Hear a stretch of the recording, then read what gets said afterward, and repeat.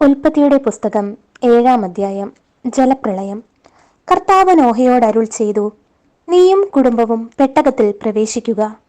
ഈ തലമുറയിൽ നിന്നെ ഞാൻ നീതിമാനായി കണ്ടിരിക്കുന്നു.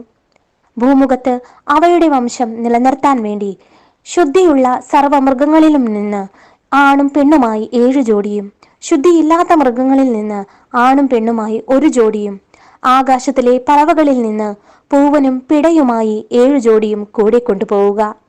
7 ദിവസവും കൂടി കഴിഞ്ഞാൽ 40 രാവും 40 പകലും ഭൂമുഖത്തെല്ലാം ഞാൻ മഴ പെയ്യിക്കും.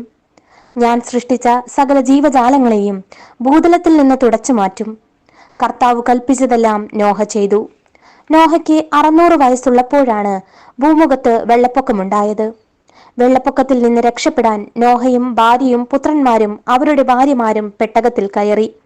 ദൈവം കൽപ്പിച്ചതുപോലെ ശുദ്ധിയുള്ളവയും അല്ലാത്തവയുമായ മൃഗങ്ങളും പക്ഷികളും ഇഴജന്തുക്കളും ആണും പെണ്ണുമായി 2 വീതം നോഹയോട് കൂടെ പെട്ടകത്തിൽ കയറി.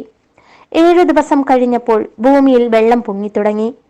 നോഹയുടെ ജീവിതത്തിന്റെ 600-ാം വർഷം 2-ാം മാസം 17-ാം ദിവസം അഗാധങ്ങളിലെ ഉറവുകൾ പൊട്ടിയൊഴുകി. ആകാശത്തിന്റെ ജാലകങ്ങൾ തുറന്നു. 40 രാവും 40 പകലും മഴ പെയ്തുകൊണ്ടിരുന്നു. അന്ന് തന്നെ നോഹയും ഭാര്യയും അവന്റെ പുത്രന്മാരായ ഷേം, ഹാം, യാഫത്ത് എന്നിവരും അവരുടെ ഭാര്യമാരും പെട്ടകത്തിൽ കയറി.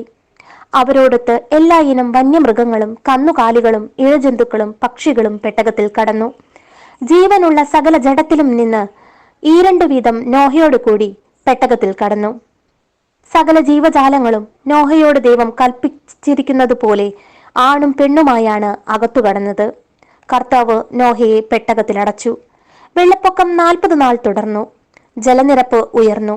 പെട്ടകം പൊങ്ങി ഭൂമിക്ക് മുകളിലായി. ഭൂമിയിൽ ജലം വർദ്ധിച്ചുകൊണ്ടേയിരുന്നു. പെട്ടകം വെള്ളത്തിനു മീതെ ഒഴുകി.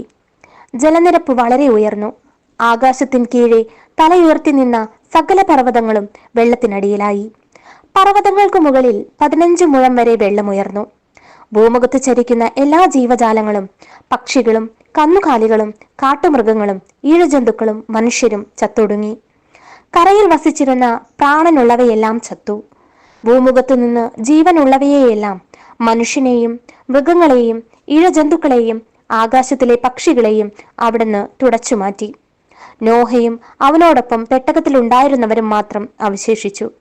വെള്ളപ്പൊക്കം 150 ദിവസം നീണ്ടുനിന്നു.